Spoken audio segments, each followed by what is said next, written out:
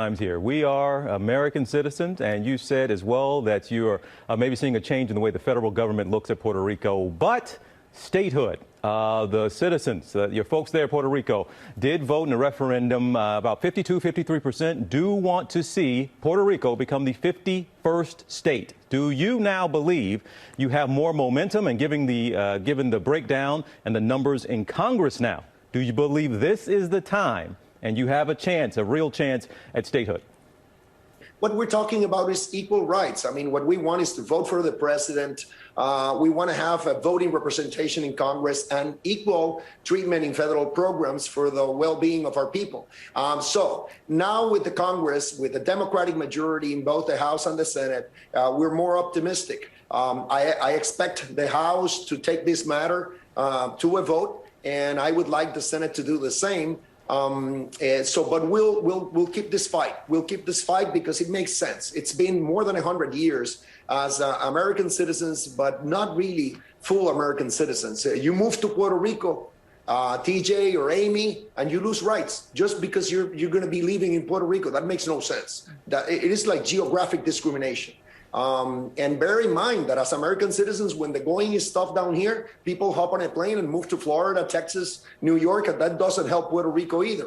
So finally, I hope that this issue will be addressed and that we'll have full democracy in Puerto Rico as we all should in America. And Governor, you talk about the well-being of your people, and you really mean everyone there in Puerto Rico. You recently declared a state of emergency there for violence against women and transgender individuals. A lot of your constituents were asking you to do this.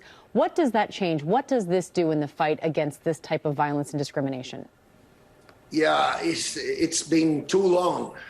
This pattern of male chauvinism, related violence, feminicides, homophobic and transphobic violence.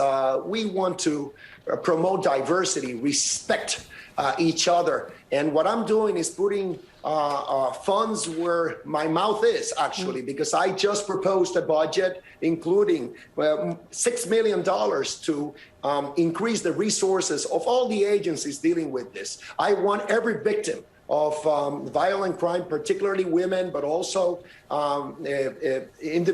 people, transgender community, LGBT community members. I want them protected. If they have a protective order, the law enforcement at all levels, state, municipal, should be keeping an eye on them on a daily basis to make sure that they're not exposed anymore. And so I'm going to be dealing with this.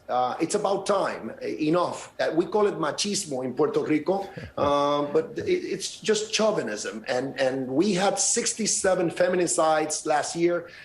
Each and every one of them is tragic. We want to put a stop to this, and I will do everything we can to accomplish the mission. Yeah, I can feel your passion. It comes through the television screen there. Puerto Rico Governor Pedro Pierluisi, we know you are a busy man dealing with a lot of different things at the same time, so we appreciate you taking your time to be with us today. Thank you.